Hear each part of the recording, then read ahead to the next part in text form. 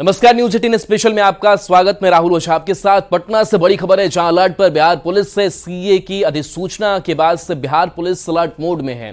PHQ ने सभी जिलों को अलर्ट जारी कर दिया है। सीमांचल के जिलों पर पुलिस की विशेष नजर है। पटना के कई इलाकों में पुलिस का फ्लैग मार्च भी हुआ। सुल्तानगंज, आलमगंज, बहादुरपुर में फ्लैग मार्च निकाला गया। फुलवारी शरीफ क्षेत्र में भी पुलिस ने फ्लैग मार्च निकाला है। तो सीए कानून लागू होने के बाद से पटना पुलिस अलर्ट मोड में है और खास करके कई संवेदनशील जगह है वहां पर नजर है। सीमांचल में भी विशेष नजर है। पुलिस ने कई इलाकों में फ्लैग मार्च भी किया है, जिसमें सुल्तानगंज, आलमगंज, बहादुरपुर में फ्लैग मार्च किया गया और इसके साथ साथ फुलवारी शरीफ क्षेत्र में भी पुलिस ने फ्लैग मार्च निकाला है।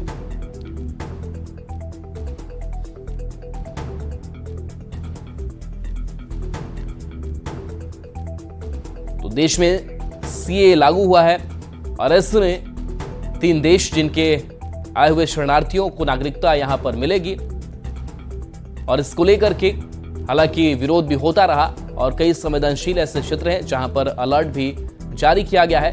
अफगानिस्तान, बांग्लादेश, पाकिस्तान से जो शरणार्थी आए हुए हैं उनको नागरिकता दी जाएगी और इसके कई मानक भी है। इसके दायरे में हिंदू, ईसाई, सिख, जैन, बौद्ध शरणार्थी आएंगे जिनको भारतीय नागरिकता दी जा सकेगी और किसी भी भारतीय की नागरिकता को कोई खतरा नहीं है।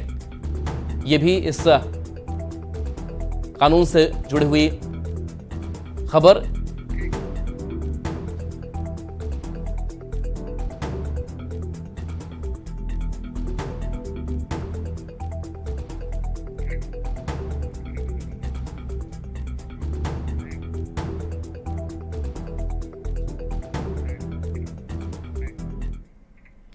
लोकसभा चुनाव से पहले केंद्र सरकार ने बड़ा कदम उठाया है। देश भर में नागरिकता संशोधन कानून यानी सीएए लागू कर दिया गया है। इससे 3 देशों के गैर मुस्लिम शरणार्थियों को नागरिकता मिलेगी। यानी मोदी ने लोकसभा चुनाव के पहले एक और गारंटी पूरी की।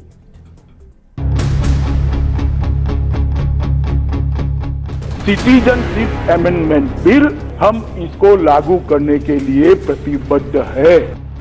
प्रधानमंत्री नरेंद्र मोदी ने पड़ोसी देशों के प्रताड़ित अल्पसंख्यकों को जो गारंटी दी थी, उसे गृह मंत्री अमित शाह ने पूरा कर दिया। यानी चुनाव से ठीक पहले मोदी की एक और गारंटी पूरी हुई है और हिंदुस्तान में सीएए लागू हो चुका है। मोदी सरकार ने नागरिकता संशोधन कानून का नोटिफिकेशन जारी कर दिया, जिसके बाद कई तरह के सवाल खड़े हो रहे हैं। बता दें कि विपक्षी दलों ने सीएए को लेकर पहले भी देश में माहौल खराब करने की कोशिश की थी। सीएए को चुनावी हथकंडा बताया, लेकिन नागरिकता संशोधन कानून को समझेंगे तो वो वहम और अफवाह भी दूर हो जाएंगे, जिसके बूते विपक्षी पार्टियां मुस्लिमों को भड़काने की कोशिश करती रही। दरअसल सीएए लागू होने से 3 पड़ोसी देश के शरणार्थियों को नागरिकता मिलेगी। अफगानिस्तान, पाकिस्तान और हताहत होने की सूचना नहीं है।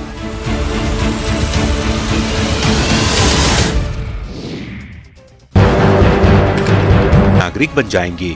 अवैध तरीके से भारत आए शरणार्थी भी नागरिक बनेंगे। 31 दिसंबर 2014 से पहले आए लोग देश के नागरिक बन जाएंगे। गृह मंत्री अमित शाह ने साफ कर दिया था कि सीएए भारत का कानून है और ये लागू होकर रहेगा, और शाह ने जो कहा उसे पूरा करके दिखाया और इसे लेकर विपक्ष हमलावर है। सीएए देश का कानून है, इसको कोई रोक नहीं सकता और हम सीएए को लागू कर रहेंगे। भाई और बहनों, जो वहां से आए हैं वो सभी हिंदू भाइयों बहनों का इस देश पर इतना ही अधिकार है जितना मेरा और आपका अधिकार है। कि एक बीजेपी का इलेक्शन पब्लिसिटी है, नथिंग इज देयर। तो 20 साल में एक कानून पास हुआ था, उसका बाद 4 साल बीत गया, लेकिन अभी चुनाव जब आते हैं एक कुछ गाप गप पकड़ते हैं, एक भी गाप गप है, लेकिन असली फायदा किसी को नहीं मिलेगा। केंद्र सरकार ने सीएए से जुड़े एक वेब पोर्टल को तैयार किया है, जिसमें 3 मुस्लिम बहुल पड़ोसी देश से आने वाले वहां के अल्पसंख्यकों को इस पोर्टल पर अपना रजिस्ट्रेशन कराना होगा और सरकारी जांच पड़ताल के बाद उन्हें कानून के तहत नागरिकता मिलेगी। मतलब ये मोदी की गारंटी है, जो गारंटी की भी गारंटी है। अब सीएए लागू होने के बाद विपक्ष के पास सिर्फ विरोध और अफवाह फैलाने के अलावा कुछ नहीं बचा। और इसी को ध्यान में रखते हुए उत्तर प्रदेश से लेकर दिल्ली तक की सुरक्षा बढ़ा दी गई है। Bureau report, news 18। पूरे देश में सीएए लागू होने के बाद बीजेपी उत्साहित है। डिप्टी सीएम सम्राट चौधरी ने कहा कि नरेंद्र मोदी ने जो कहा वो किया। कुछ इसी तरह का बयान विजय कुमार सिन्हा और शाहनवाज हुसैन ने भी दिया है। ऐतिहासिक फैसला है, भारतीय जनता पार्टी का कमिटमेंट था। जो अल्पसंख्यक समाज पाकिस्तान, बांग्लादेश, अफगानिस्तान में है, उनको भारत में वापस जगह देने की जरूरत थी। सिटीजनशिप एक्ट के तहत वो भारतीय जनता पार्टी ने कमिटमेंट पूरा किया है, क्योंकि यही है मोदी की गारंटी। आज हमारा ही भाई आज बाहर से प्रताड़ित होकर पाकिस्तान से, अफगानिस्तान से, बांग्लादेश से आया, उसको नागरिकता देने में किसी को प्रॉब्लम क्या हो सकता है? और ये तो वसुधैव कुटुंबकम का भारत का जो संस्कार रहा, जो स्वभाव रहा, उसके अनुरूप भारत अपनी भूमिका निभा रही है। ये कानून पाकिस्तान, बांग्लादेश, अफगानिस्तान से जो धर्म के नाम पर सताए हुए रिलीजियस माइनॉरिटीज के लोग हैं, जिनका धर्म वहां खतरे में था और अपना धर्म बचाने के लिए भारत में आए, उनको नागरिकता देने वाला कानून है। इसके लिए मैं भारत सरकार को बधाई देता हूं और मैं उम्मीद करता हूं कि इससे कोई गलतफहमी किसी में पैदा नहीं होगी, क्योंकि ये कानून नागरिकता देने वाला कानून है, नागरिकता लेने वाला कानून नहीं है। दिल्ली के मजनू का टीला इलाके में रहने वाले विदेशी शरणार्थियों ने सीएए लागू करने के लिए मोदी सरकार को धन्यवाद किया है। इनका कहना है कि पीएम मोदी और अमित शाह ने इन्हें बहुत बड़ी खुशी दी है। नोटिफिकेशन जारी हुआ है, उसकी खुशी आपको खुद तस्वीरों में दिख रही होगी कि मजनू का टीला है। ये सब पाकिस्तान से आए हुए शरणार्थी हैं, जिनको फिलहाल जो सीए लागू हुआ है, जो नोटिफिकेशन जारी हुआ है, उसकी खुशी आपको खुद तस्वीरों में दिख रही होगी कि देखिए मोदी सरकार को धन्यवाद किया गया है। मैं इन्हीं से बात कर लेता हूँ। सीए लागू हो गया है, कितने खुश हो? जब तक सूरज चांद रहेगा, हिंदुस्तानियों का नाम रहेगा। हमारा फांसी का फंदा निकाल दिया हिंदुस्तानियों की, किसने निकाल दिया? किसको धन्यवाद? हिंदुस्तानियों ने। जय श्री राम, जय श्री राम। क्या कहेंगे? क्या कहेंगे? इसी की बात है, आज बच्चे हमारे खेल कूद रहे हैं और देश के प्रधानमंत्री, गृह मंत्री को धन्य कोटि कोटि प्रणाम है उनको। हम तो भावना से उनको कह रहे परमात्मा उनकी और आयु बढ़ाए, और आयु उनकी बढ़े। तो हमारे जीवन में, हमने तो जीवन में पहली बार देखे देश के प्रधानमंत्री जो भारत के। प्रधान जी क्या कहेंगे? एक लंबा संघर्ष था, पाकिस्तान के जो जीवन था वो कैसा रहा और अब हिंदुस्तान की तस्वीर कैसी रही? देखो, गले में फांसी जैसी समस्या से हमें मुक्ति दिलाई गई। अमित शाह और मोदी जी ने हमारे पीड़ा, इन शरणार्थी परिवारों की पीड़ा का दर्द सुना और देखा, और उन्होंने अफगानिस्तान, पाकिस्तान, बांग्लादेश से आए हुए इन पीड़ाओं का दर्द सुना और उन्हें हमारे लिए एक न्याय किया। मोतिहारी से बड़ी खबर है। जहां न्यूज़ 18 की खबर पर बड़ा असर हुआ है। खुले में प्रश्न पत्र फेंकने वाली खबर का असर अब हुआ है। शिक्षा विभाग के अधिकारी आज खुद से प्रश्न पत्र बंटवा रहे हैं। प्रश्न पत्र के पार्सल को इकट्ठा कर बांटने की प्रक्रिया तेज की गई है। शिक्षकों को अब बारी बारी से पार्सल मिल रही है। तो खुले में प्रश्न पत्र फेंकने मामले को लेकर के असर हुआ है। न्यूज़ 18 ने इस खबर को दिखाया था। शिक्षा विभाग के अधिकारी आज खुद प्रश्न पत्र बंटवाते नजर आए हैं। प्रश्न पत्र के पार्सल को इकट्ठा कर बांटने की प्रक्रिया भी तेज नजर आ रही है। जो तस्वीर भी आप देख पा रहे होंगे, बारी बारी से शिक्षकों को अब पार्सल मिल पा रही है।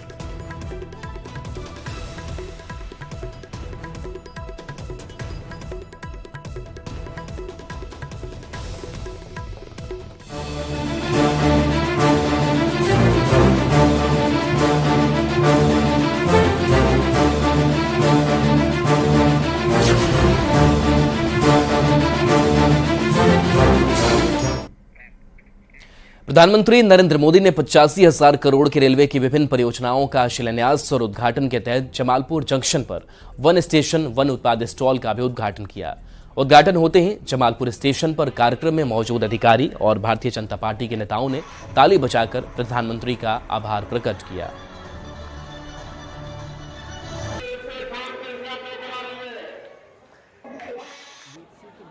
संकल्प लेकर माननीय प्रधानमंत्री जी चले हैं और ये मोदी का गारंटी है देश को 2047 तक हम विकसित भारत के रूप में आगे लाएंगे।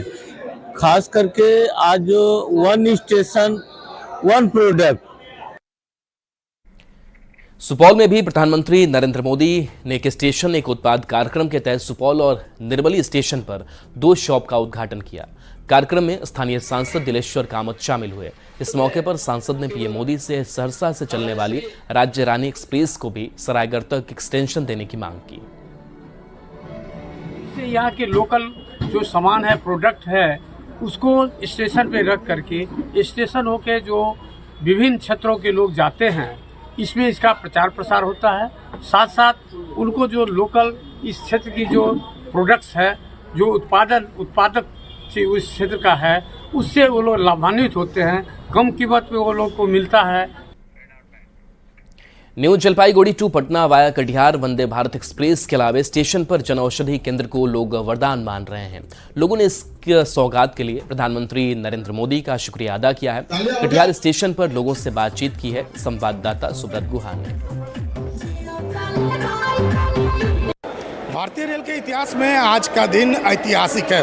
12 मार्च का यह दिन इसलिए याद रखा जाएगा क्योंकि 85,000 करोड़ के परियोजनाओं से आज का दिन को रेलवे के इतिहास में लिखा जाएगा। इस बीच कटिहार रेल मंडल में भी कई उपलब्धियों का आज दिन है। इसमें ये जनऔषधि केंद्र भी खोला गया है।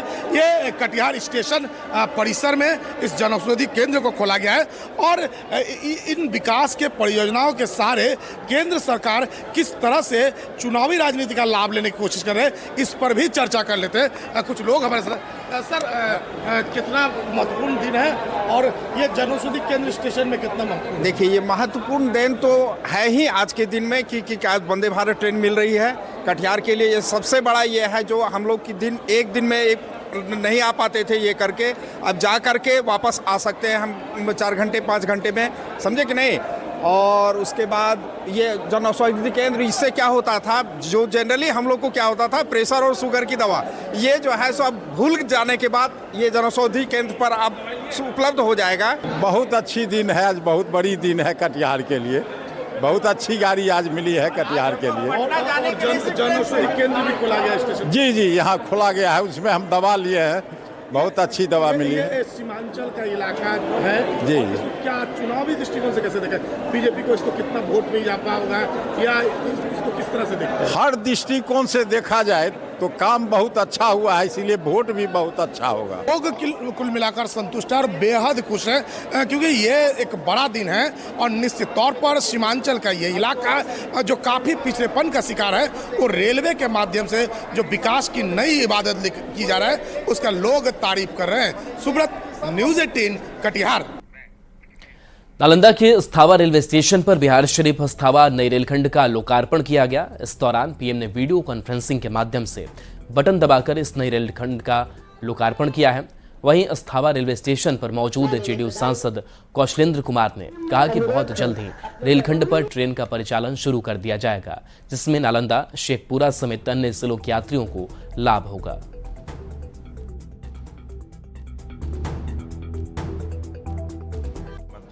देश के प्रधानमंत्री जी दोनों को बधाई और धन्यवाद देता हूँ। उन्होंने समय रहते इसका उद्घाटन का कार्यक्रम रखा और बिहार के मुख्यमंत्री जी को इसलिए बधाई दे रहा हूँ कि उन्होंने तत्कालीन अटल बिहारी वाजपेयी के समय, उस समय रेल मंत्री थे नीतीश कुमार जी, तत्कालीन रेल मंत्री, उनका शिलान्यास किया हुआ था।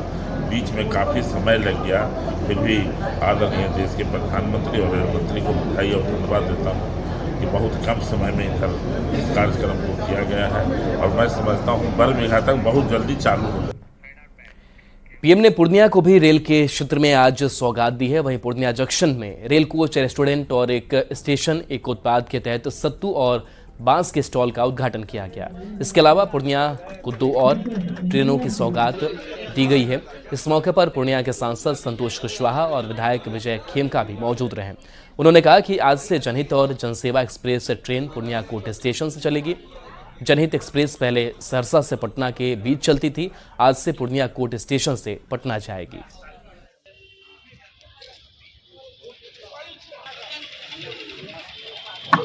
देश के यशस्वी प्रधानमंत्री नरेंद्र भाई मोदी ने अहमदाबाद से पूरे देश को 85,000 करोड़ की योजना का सौगात, जिसमें कि 6,000 से ज्यादा परियोजना है, वो देने का काम देश को कायम किया है। जिसमें बिहार के इस पूर्णिया में भी हम सबों ने आज यहाँ पर जो पूर्णिया जंक्शन स्टेशन है उस पर रेल कोच रेस्टोरेंट का जो है उद्घाटन अभी माननीय प्रधानमंत्री जी ने किया है। और इसके प्लेटफॉर्म पर दो ऐसा product, one station one product कार्यक्रम के तहत एक सत्तू का स्टॉल और एक बक्सर में वंदे भारत एक्सप्रेस ट्रेन का बक्सर रेलवे स्टेशन पर बक्सर सांसद और केंद्रीय राज्य मंत्री अश्विनी कुमार चौबे ने स्वागत किया और हरी झंडी दिखाकर वंदे भारत एक्सप्रेस ट्रेन को बक्सर से रवाना किया। ट्रेन अत्याधुनिक सुविधाओं के कारण काफी लोकप्रिय है। ट्रेन को देखने के लिए मौके पर भारी संख्या में लोग बक्सर रेलवे प्लेटफॉर्म पर पहुंचे। पूरा पश्चिम सबको मिला दिया और अब वंदे भारत के साथ साथ जो द्रुत गति से 300 किलोमीटर चलने वाला अब विश्व का रिकॉर्ड भी हम तोड़ने वाले हैं भारत में। और अहमदाबाद मुंबई, अहमदाबाद मेरठ, ये दो जो बुलेट ट्रेन है वो भी चलने जा रही है। आज 85,000 करोड़ की योजनाओं का आदरणीय प्रधानमंत्री जी वन प्रोडक्ट की जो बात कहते हैं वोकल फॉर लोकल, उसको भी वन स्टेशन वन प्रोडक्ट, उसका भी शुभारंभ हुआ। पीएम नरेंद्र मोदी ने छपरा जंक्शन पर छपरा और महाराजगंज लोकसभा क्षेत्र में 100 करोड़ की योजनाओं का उद्घाटन किया। इस दौरान पीएम ने छपरा मांझी रेलखंड के दोहरीकरण की योजना का भी उद्घाटन किया। पीएम ने ऑनलाइन संबोधित करते हुए कहा कि देश के विकास की रफ्तार रेल से जुड़ी है। इस कार्यक्रम में महाराजगंज के सांसद जनार्दन सिंह सिग्रीवाल समेत बीजेपी के कई दिग्गज नेता मौजूद थे, जिन्होंने में हो रहे विकास को मोदी की गारंटी बताया। महाराजगंज सांसद जनार्दन सिंह सिग्रीवाल ने कहा कि दोहरीकरण नहीं होने के कारण मांझी और छपरा के बीच ट्रेनें देर से पहुंची थी, लेकिन अब लोगों को समय पर ट्रेन मिलेगी। देश के प्रधानमंत्री जी को, रेल मंत्री और महकमे को मैं हृदय से सारण वासियों की तरफ से बधाई दूंगा कि आज 100 करोड़ रुपए के आज सौगात सारण के लिए उन्होंने दिया, जो लंबित मांग था और जो समस्या के रूप में खड़ी थी। आप मांझी से लेकर के कचहरी तक दोहरीकरण, यह समान बात नहीं है। मांझी में हम पुल पर हेलते थे तो एक ट्रेन को आधे घंटे तक कभी कभी इंतजार करना पड़ता था, उधर बकुलाहा में इधर मांझी में। आज वह सारी समस्याएं दूर हो गई। और चलिए न्यूज़ 18 बिहार झारखंड पर खबरें आपके लिए लगातार जारी हैं।